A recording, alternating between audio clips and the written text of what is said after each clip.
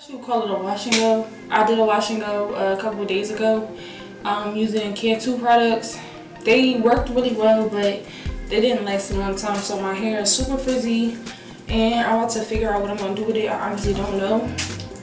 Most likely I'll probably just try to get the frizz out as much as possible without having to make my hair soaking wet, because I hate having soap in my hair.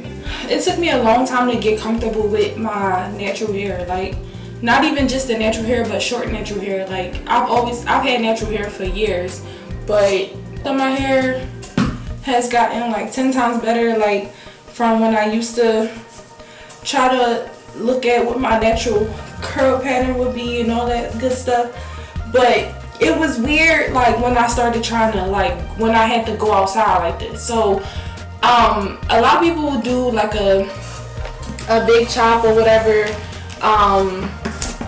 and it's because they want to do it or they want to, you know, get better hair or whatever the case is. Like I was transitioning from like heat damaged hair to fully healthy natural hair. So my big chop was different. Like mine was a reaction to something stressful instead of you know, me just cutting off my hair because I liked it. Like I had to fake it, like I did it on purpose, but honestly I didn't. So getting used to people seeing me with natural hair, me seeing myself with a natural curly fro, and it wasn't even curly at the time that I cut it at first. Like it just was a big nappy mess. Like, you know how when you see people do their big chops and you just be like, oh, I see a little crinkle here and there on my hair. Cause especially if you got damaged hair, like heat damaged hair, you will never really know what your hair is gonna look like until it's not heat damaged. Like I didn't take into account like how deep my damage went, like how deep to the root. Like the back of my hair was okay because I was cutting off more of the back as I went, and it grew out to a good length of fully natural curls, but the front of my hair was still severely heat damaged. Like I don't know what it's going to end up looking like, but I do know that my hair is straighter in the front than it is in the back, and it's very noticeable. My big chop wasn't like a revolutionary thing, like, oh, I cut my hair off, blah blah blah, and I'm gonna start over. So my mindset going into it was like a shock because I literally blacked out. I had a stressful moment and I reacted by basically cutting my hair off. And aside from that, like the social anxiety that I felt from once I did it, I'm like, well, what the fuck I'm gonna do with my hair now? Like the first thing I did, I called my mom on FaceTime. Like I called my mom on FaceTime and she was like shocked. She was nice about it, but she was shocked. Like my mom doesn't care about what my hair looks like, obviously, because that's my mom, but you know, she knows me, so she was really shocked. Like, so she knew something was wrong. I wanted to cry so bad. I ended up like crying after I did it. I didn't know what to do with my hair. I usually watch a lot of tutorials, and you know, I watch like natural hair stuff for fun before that, like, but I really just didn't know what to do with my hair. So I tried to do like a perm rod set, like a little mini perm rod set. The first time I cut my hair off, so I cut it twice. I did a big chop twice. So first time I cut it off, I cut it and it was like a medium size fro.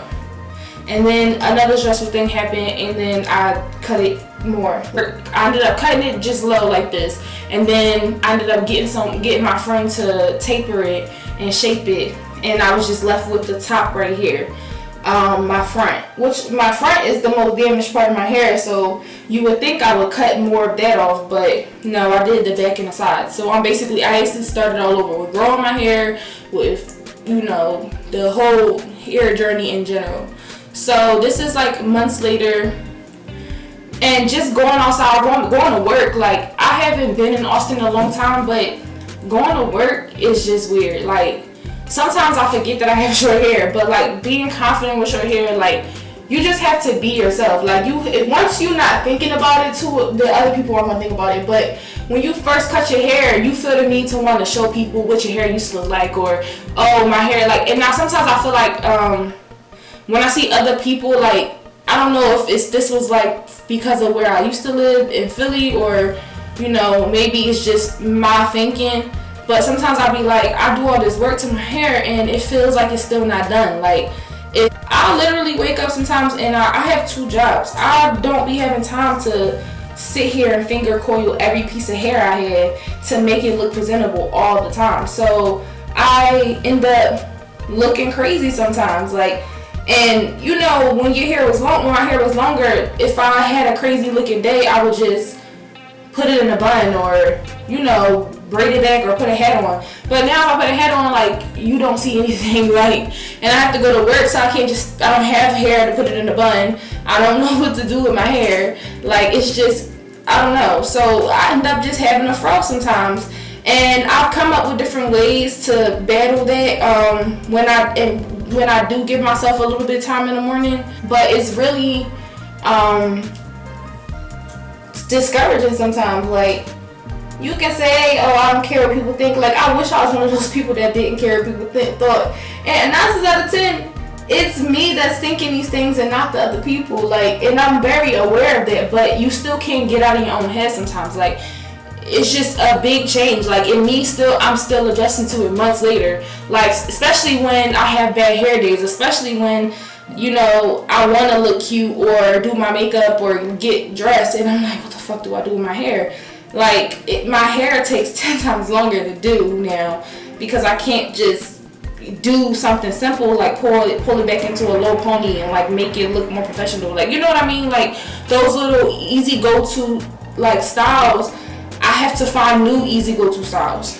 So just trying to have the confidence in like doing my hair, and like I try to, you know, put makeup on or whatever, like, you know, trying to fix my hair a little bit better, like putting more effort into what I do with my hair, or you know, putting on an actual outfit and not just t-shirt and the jeans or whatever the case is. Like, little stuff like that. Like, it gives you a little bit of confidence. Like, people feel good when you look good, like, to an extent. You just have to not think about what you're thinking about, because like I said, 9 times out of 10, the people that I'm around aren't really concerned about my hair. Not that much. Not as much as I am. So while I'm thinking that, oh, people are looking at me, people are thinking this and that about my hair, it's me that's thinking that stuff. Not, or even if they think it's for a second, like, they're not consumed with their day about my hair probably. And even if they are, I would never know unless they were telling me or something, or I saw somebody pointing and saying something, you know? Another thing is like with men, like with guys, it's really weird because like now guys don't usually approach me here, like ever since I cut my hair. So like I don't get I don't get a lot of flirty eyes, and I don't get that second look when a guy walks by you sometimes and you look really good that day and they give you a second look like, oh wait, who that? Like, you know what I mean? Like, I get that, like, sometimes. It's really rare that I get that sometimes. And when I do, it's like sister, natural queen, or princess, or whatever. Like, you know what I mean? Like, it's weird as fuck. Like, it's not, oh, you're pretty, or oh, what's your name, or whatever the case is. Like, and I'm not walking around consumed worried about it, but at the same time, when it does happen, it's a real big letdown. Like, that could take a toll on a person. Like, damn, I used to get all these compliments. I used to get passed by on the street or whatever, and guys would take a second look. They'd be like, dang, who that? I gotta look at her again. Like, you know, just those moments that like women have. I don't get those moments all the time because, like I said, even when I do my hair, it's a curly afro, and most guys are not into that. Like, I'm not gonna lie, I'm not that comfortable in my natural hair. It took a long time for me to even be comfortable in it, and even still now, I'm talking about developing confidence or maintaining confidence, and I don't always have that. It's like I'm I'm thinking about my hair more and more and more. Like, it's not like I wake up and I have to do my hair. Ever. I have to wake up and I have to do something to it. Like, I can't just wrap my hair and my hair is done. Like, when I first cut it and I had a larger, like a medium sized afro, when I would do these coils and curls in my hair, I would be able to it would last me for like almost a week. But like I said, this only lasted me a couple of days. And then it's not much I can do because my fro, even if I put a bonnet on or I can't do a pineapple to save my curls, they just get mashed because I have to sleep. Like, it's nothing you can really do about it. People approach me more when I'm not thinking about what they may be thinking about. You know what I mean? Like, when I'm just walking around and strutting and being myself and just doing my job, or even just walking on the street, more people approach me and say things to me or compliment me on my hair when I'm not thinking about my hair.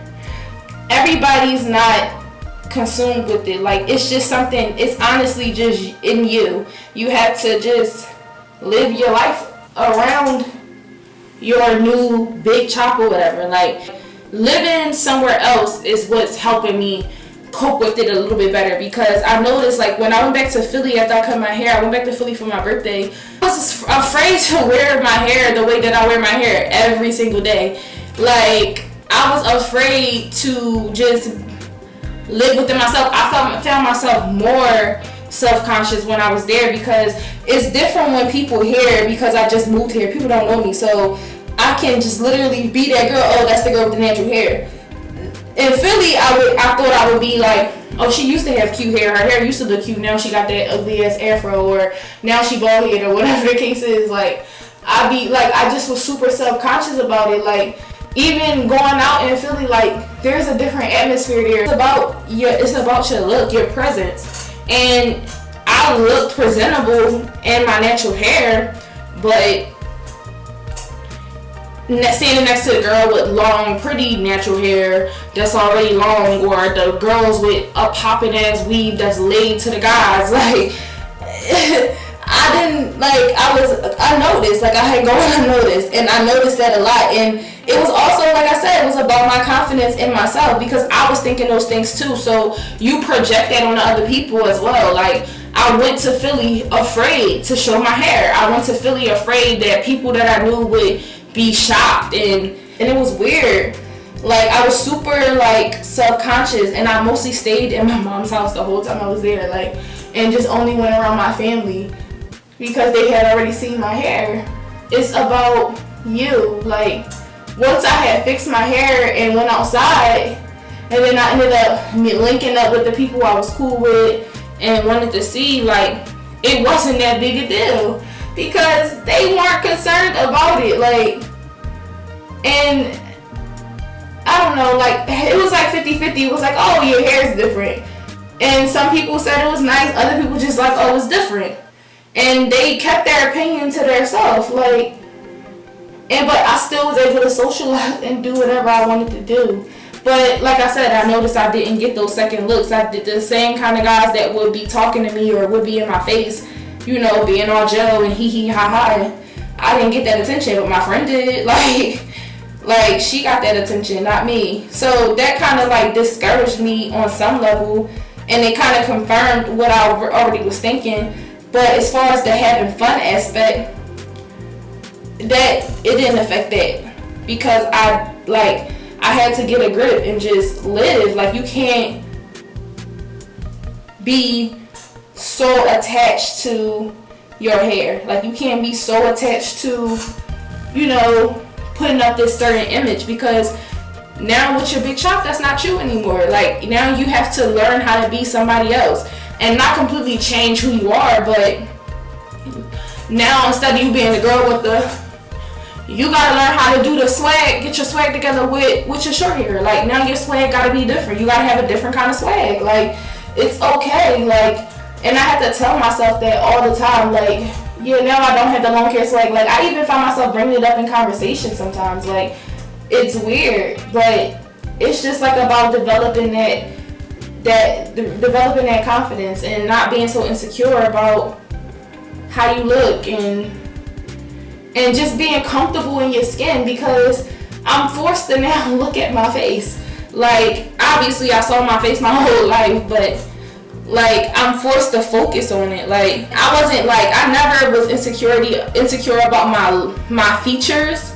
My skin tone, yes, but like how I look, like the fact if I was pretty or if I was ugly, like I never thought that. Like, I'm saying this to say, like, being natural is forcing me to put forth my personality. I'm pretty much done. I said that before, like 20 minutes ago, but I am pretty much done. Like, I done did all I'm gonna do. I'm pretty much done. I'm gonna shape it by like using some hairpins or whatever the case is. Honestly, just reshaping it, like not reshaping it, like shape it into a style or whatever. Cause I have a taper cut, so it's at this awkward length where it's growing. I'm letting it grow out of the taper cut, but when I'm just doing my curls, it looks weird because all my curls aren't the same size. Like, my hair is not the same length. Like, it's long and then short, and it just looks weird. I don't know. So I'm about to do that, and that's it. So that's all I wanted to talk about. Hopefully this helped somebody. I really don't know if it did or didn't. It helped me just to get it off my chest, so I guess that's all that really mattered. Yeah. Alright, so this is how my hair turned out. It's still drying a little bit, but for the most part, this is how it ended up looking. So a little bit more presentable. I just use edge control on my edges. As you can see, it just has a little more shape, a little more character, and I look less a mess. Hopefully, like I said, somebody enjoyed the conversation that I had about, you know, confidence, and it just starts with you, to be honest. It starts with you doing what you want to do, being yourself, and just putting your best foot forward. Like, having short hair is not a hindrance. It's just a more motivation, if anything. Like, it's pushing me to be more outward. When you put your foot forward, you exude that confidence, you exude that presence. Like, yeah, like, I'm still me. Like, you know what I mean? So don't feel discouraged once you bitch a big chop and it didn't turn out exactly the way you wanted it to. It's just, you have to remind yourself that you're you still. Have a good day, and hopefully this was helpful to somebody other than me. Stay busy, stay working. I've told me, like, the key to this joint, the key to stay on top of things is to treat everything like it's your first project, you know what I'm saying? Like it's your first day, like I wouldn't even enter.